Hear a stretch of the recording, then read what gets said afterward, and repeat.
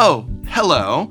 As the sun sets on Marvel superheroes, many Magic the Gathering players ask the question, was Marvel superheroes a good set? Now, I don't mean in terms of aesthetics or even personal preferences with regards to Marvel or universes beyond. Rather, if we were to look at Marvel superheroes critically and objectively as possible, was this a well-made set? In this video, I want to evaluate Marvel's superheroes through the lens of game design, stripping away the Marvel skin. Regardless of how you, I, or anyone feels about Universes Beyond as a whole, or this property in particular, how does this set stand on its own merits as a full-size, fully draftable, standard legal expansion set? And thus, this video will serve as a comprehensive evaluation of Marvel superheroes, the good, the bad, and everything in between. In it, we will identify the philosophy that guided the set's development, dig into its card pool and mechanics, and examine how the pieces come together as a unified product. Was Marvel superheroes a success or a failure, or somewhere in between? And what grade would you give it overall? Let's take a look. And as the sun is indeed setting on Marvel superheroes, I would also like to take this opportunity to give away 4 collector booster boxes of Marvel superheroes from me to you, courtesy of Whatnot on July 24th at 4 p.m. 4 boxes at 4. I'll also be giving away all of the Commander decks. How many of those were there? 4. What's the most infamous card from those Commander decks? Don't answer that question. Just tune into Whatnot and maybe walk away with a collector booster box of Marvel superheroes. Whatnot is just like if Twitch and eBay had a baby. People such as myself are able to do streams where we give away prizes, sell things like signed cards, and most importantly, hang out with you. Best of all, if you use my invite code at www.whatnot.com/invite/Tolarian College, you'll get $15 credit to spend in my store or any store on Whatnot. So that's $15 that I'm giving all of you just for signing up with Whatnot. We're gonna hang out and maybe you walk away with, well, a Commander Precon or a Marvel Collector Booster box. It's July 24th at 4 on Whatnot, and I hope to see you there. Let's begin by taking a look at design philosophy. Marvel Superheroes is a top-down set derived from nearly a century's worth of source material. A top-down design is one where a card's flavor informs its design from the start, rather than designing mechanics first and finding flavor to fit the card later. Bottom-up designs are coherent game pieces regardless of what flavor you attach to them, whereas if you strip the flavor from a top-down card, its design no longer makes sense. It's only in the context of its flavor that the card feels complete. Neither method is inherently better than the other. Rather, each serves different purposes. Shivan Dragon, like many of the most iconic creatures from Alpha, is a top-down design. Richard Garfield wanted to design a dragon card for his new fantasy-inspired trading card game. What are some traits of a dragon? Well, they're big, they fly, and they breathe fire. Lo and behold, we get a 6-mana red 5/5 with flying and an ability that lets you pay red mana to increase its power temporarily. Compare this to Grey Ogre. Is there any particular trait that would suggest an ogre would be a 3-mana red 2/2 with no abilities? Not really. In that case, Richard felt a generic 3-mana red creature with 2 power and toughness was a card he wanted to include at the common rarity slot, and then assigned it a fantasy monster he felt reasonably fit that description. Individual top-down designs are present in virtually every Magic the Gathering set dating back to Alpha, but sometimes an entire set will be designed with a top-down mentality. Universes Beyond sets like Final Fantasy, Avatar: The Last Airbender, and now Marvel Superheroes are always top-down. That's because Magic's game designers are adapting existing, well-established characters, world building, and themes to fit within the mechanics of the game. Though not every card in Marvel Superheroes is a top-down design, signs of the broader top-down philosophy are visible throughout the card file. For one thing, this is a character and story beat focused set, rather than a setting and story arc focused one. Most in-universe Magic sets are designed to establish or convey an iconic setting like Ravnica or Tarkir, then depict a story unfolding in that setting. These settings sprang from a desire to create a 2-color and a 3-color faction set, respectively.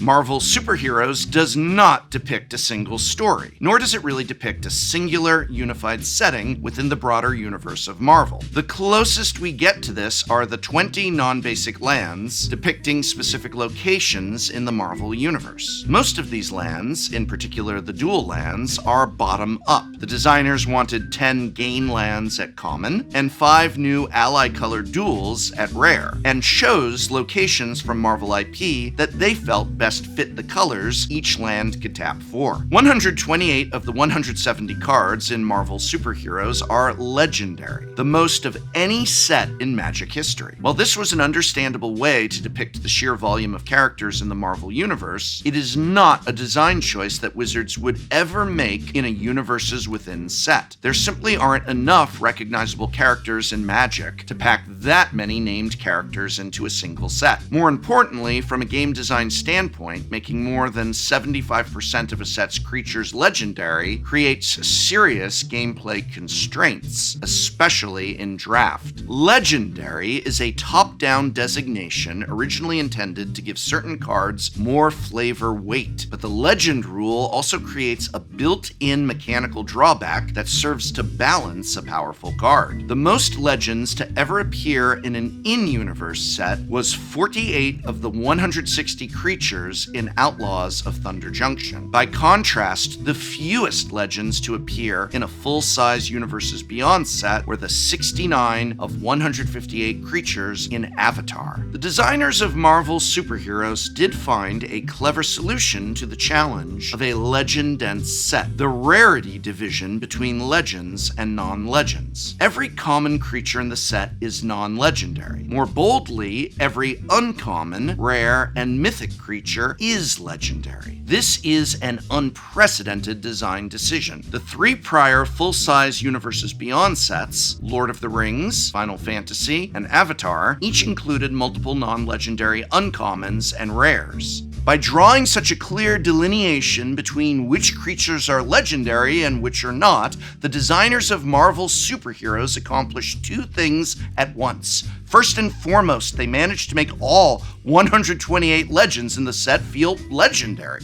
Legends are supposed to stand out, but when 3/4 of the creatures in a set are legendary, it would be easy for them to blend together. But in Marvel, every creature distinct enough to be an uncommon, rare, or mythic gets the legendary designation and a name, not to mention a power level worthy of its source material. As for the gameplay implications, the rarity divide creates a unique texture for Marvel Superheroes. If a creature is strong enough to be an uncommon, rare, or mythic, then you only get to have 1 copy of it in play. This is not a choice I'd want to see often, but as a way to distinguish recognizable characters from outside IP, drawing this line is a legitimate feat of game design.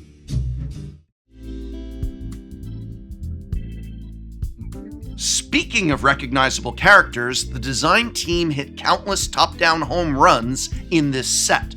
I'm particularly impressed with characters significant enough to receive multiple cards at different rarities. Steve Rogers, for instance, is represented by both an uncommon and a mythic. The uncommon has to be weaker without downplaying the iconic hero. The solution, Captain America, Living Legend, focuses on his leadership and teamwork, inspiring his allies to work harder than they would on their own, rather than Cap doing anything big and splashy himself. Meanwhile, his mythic card focuses on his durability, hand-to-hand combat prowess, and his natural instincts to put his own body on the line to protect his friends. There are so many such examples of brilliant top-down designs throughout the set. The Sentry card demonstrates the risk his existence poses and his ability to single-handedly keep that risk in check. Kingpin fittingly receives Orzhov's signature extort keyword and an ability ability that mechanically conveys how a tough guy with no superpowers can still pose a potent threat in combat. The Wolverine card conveys his brawling nature and unique healing capabilities through a never-before-seen mechanic. This new mechanic is noteworthy because it's present in lieu of the regenerate mechanic. Though the canonical Wolverine can regenerate, the Wolverine magic card could not have regenerate. Regeneration removes the creature from combat, and Wolverine would never remove himself from combat. Finally, I mentioned that the set focuses on story beats rather than arcs. These are depicted not only through card artwork, but in the names and mechanics of many non-creature spells to great effect. Cards like Frozen in Ice, I Am Iron Man, and Avengers Disassemble. These cards marry recognizable moments in Marvel lore with established card effects.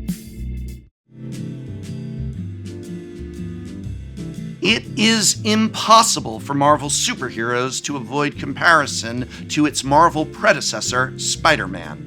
This is Wizards of the Coast's second standard legal set, born of their collaboration with Marvel Comics. The first, Spider-Man, was a resounding disaster. Widely considered to be one of the worst Magic the Gathering sets of all time, Spider-Man was full of rushed, uninspired, and flat-out boring cards that overshadowed a few genuine design triumphs like Spider-Punk and Miles Morales. Though technically draftable as the first implementation of the new four-player pick-2 draft, the limited environment was an unbalanced mess of lackluster archetypes and tepid gameplay. By comparison, Marvel Superheroes is a significant improvement. The set clearly had plenty of time to cook, the way most standard expansions do. Cards are more finely tuned and distinct.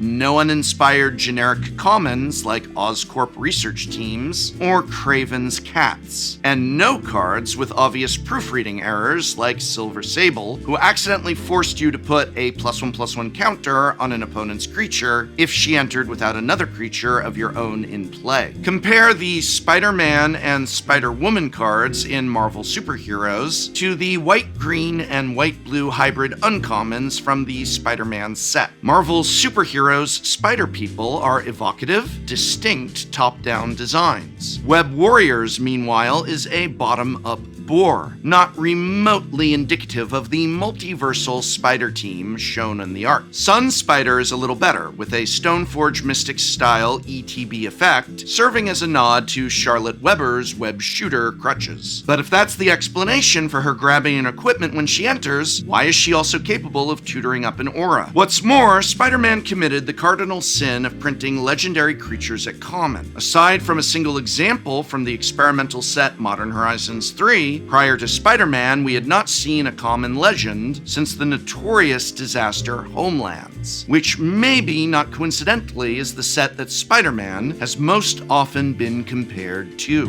Common legendary isn't just an oxymoron, it's a gameplay nightmare in draft. Statistically, commons are the rarity most likely to appear in your deck. Making it so duplicates you draw are redundant is an obnoxious and avoidable feel bad. The set mechanics of Marvel Superheroes are another indication of the set's top-down philosophy. Absent their flavor contexts, none of these mechanics are particularly remarkable from a game design standpoint. Power Up, for example, depicts a creature getting more powerful later in a fight, but there are several keywords that offer a one-time boost like this in Magic. Monstrous, Adapt, and Exhaust are all functionally similar to Power Up. If you lined up these four keywords side by side without their names, and didn't already know which was which, it would not be easy to match each name to each ability. Does the Teamwork keyword feel any more like a mechanical depiction of teamwork than Convoke, Affinity for Creatures, or the Party keywords? Do Plan enchantments feel any more like plans than Zendikar's expeditions do? Though these mechanics are perfectly serviceable, none of them are groundbreaking. They're all simple and easy to grasp. They play reasonably well in practice, especially Power Up, providing a mana sink and helping cheaper cards scale into the late game. But stood up next to many of the more impressive individual designs from the set, each set mechanic looks rather drab. Perhaps that's the point. After all, if this is a character-focused set, then putting the bulk of your design flourishes into the legendary creatures is consistent with those goals.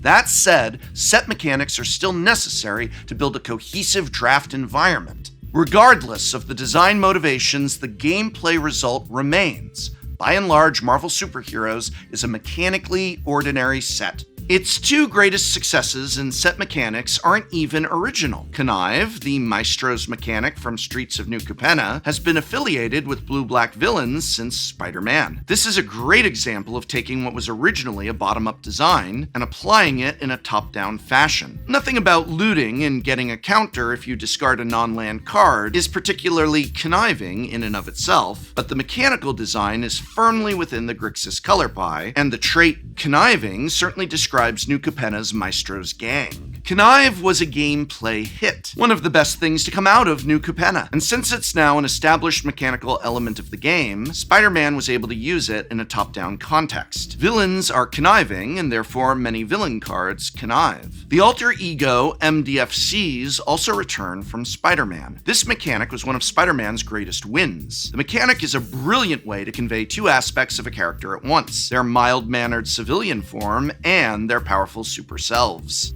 So if the new set mechanics of Marvel Superheroes are unremarkable, what kind of gameplay impact did that have on the set as a whole? What was it like to draft the set, and how did the cards perform in Magic's various constructed formats?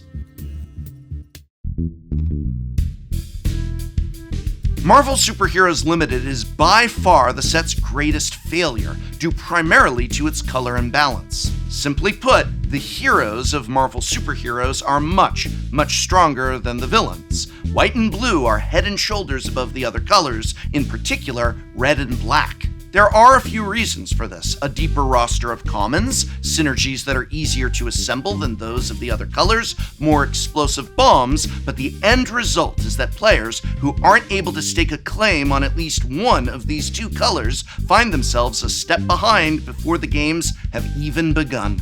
Overtuned commons like Hero in Training, Trickster's Stratagem, and Shield Deployment Drone all have higher win rates on 17 lands than even the absolute best black and red uncommons. Blue also has an especially egregious uncommon, Justice Vance Astrovic, a card with a higher win rate on 17 lands than all but 5 rares in the set. Red and black, by comparison, are so much weaker that they're rarely worth drafting beyond a light splash for removal, unless you're lucky enough to open a powerful mythic like Doctor Doom, MODOK, or Thor, God of Thunder. But if these colors are weak on their own, when paired with each other, they're downright heinous. Rakdos is the worst color combination in Marvel Limited by a lot. Most villain synergies at low rarities are overcosted and underpowered. There are other problems with the draft format too. For instance, the emphasis on powerful characters and splashy story beats results in a bomb-heavy format. Captain Marvel, Leader Super Genius, and the Superhero Civil War all boast a higher win rate on 17 lands than even the single most powerful card in Secrets of Strixhaven Draft, together as one, by between 3 and 5%. And because Leader and the Superhero Civil War are both rares rather than mythics, games with these two utterly disgusting bombs happen regularly. It's not all bad though. For all that white and blue are overrepresented and games often devolve into which player sticks to their bomb, a lot of the gameplay is still fun. Games tend to be grindy, dynamic, and full of the kind of interesting decision points that makes draft such a great format. The micro synergies in the set are also fun to play with, like using a single raft security officer to tap down 2 creatures in tandem with the uncommon Captain America.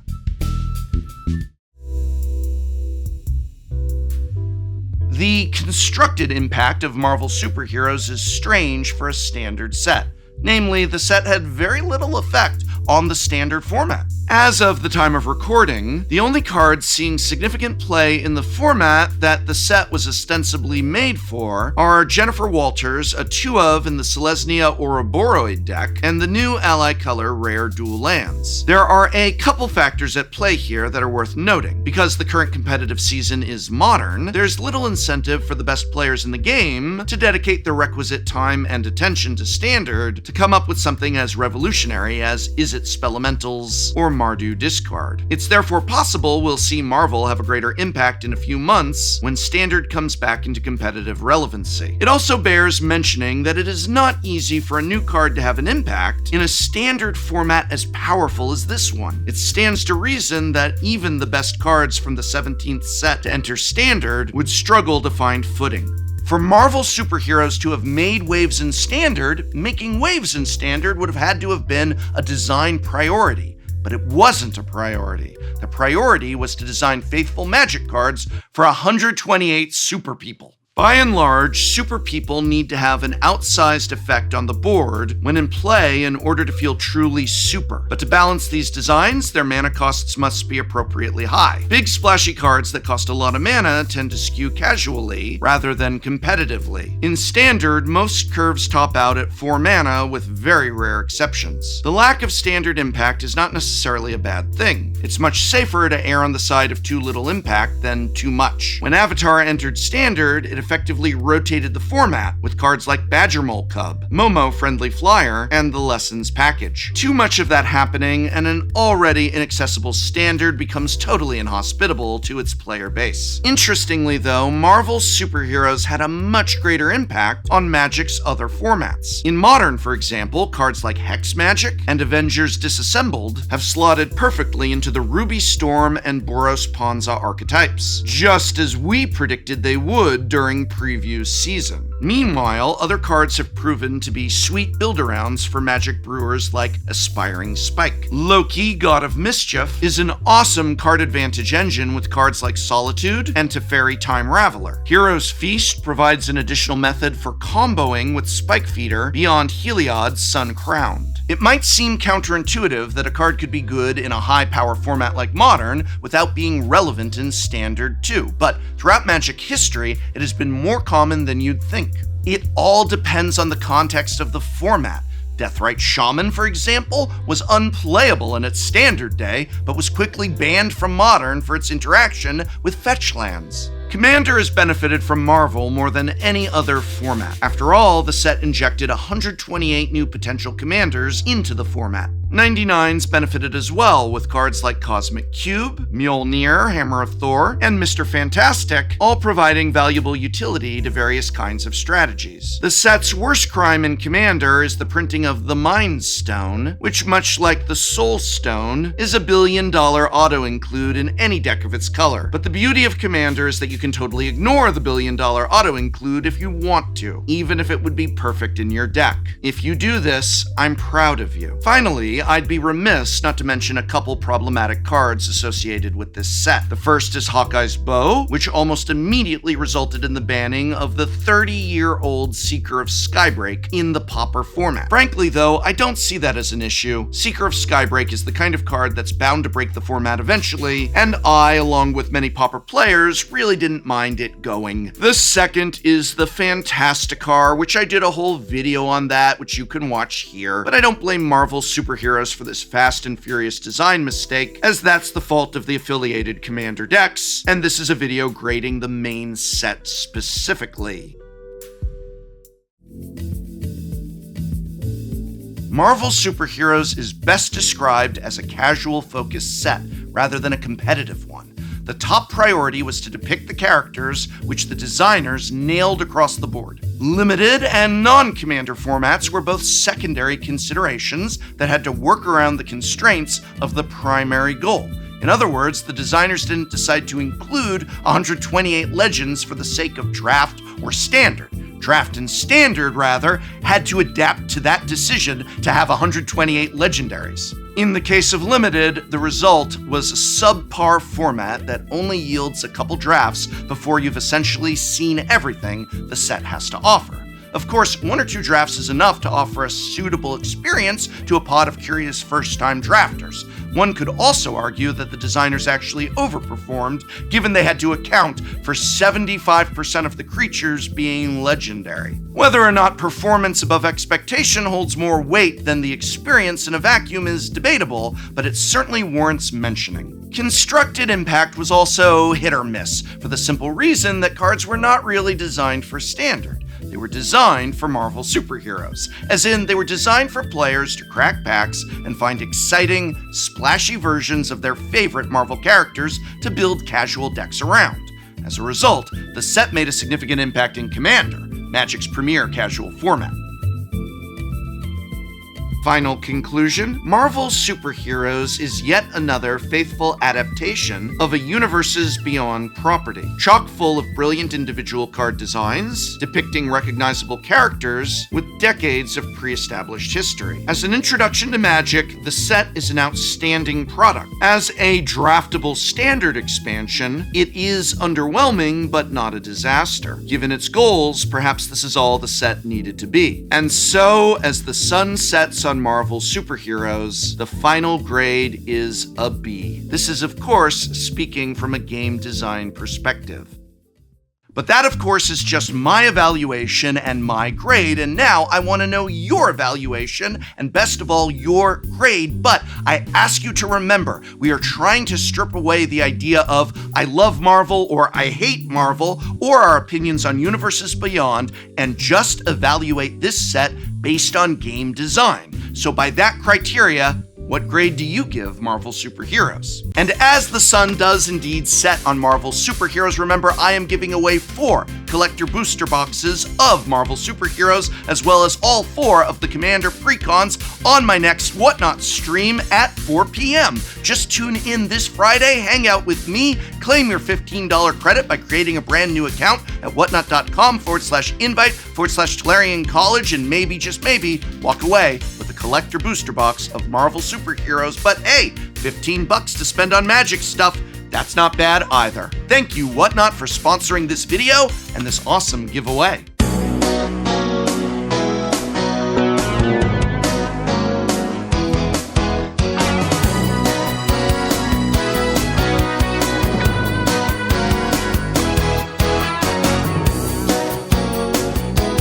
Next time on Shuffle Up and Play, I can't wait to see what happens. We Hearthstone now because I've invited not 1, but 2 famous Hearthstone streamers here today. I'm gonna kick you in the shin. Because I like you guys all so much, I'm gonna play Esper Sentinel. You want me to read it? Are you Urza. kidding me? Great. I'm gonna go ahead. And pay the 1? TGB, it's turn 1. Can you Tezzeret. relax? Tap for 3 to play Byraxia Unlife. It's a miracle! Improvisation capstone. Just let me know when I can kill you. And that kid is called gentle parenting. I hit you once. Listen, hit me again. Relax, okay? Hit me again. You can't just ask that, okay? That could cost money.